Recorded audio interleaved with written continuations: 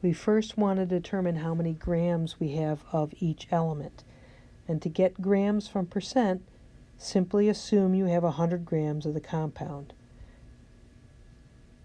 For example, 61.18% of ruthenium means we have that number of grams in every 100 grams of the compound.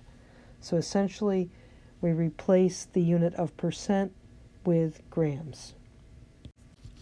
To get to moles of each, we divide each by its atomic weight.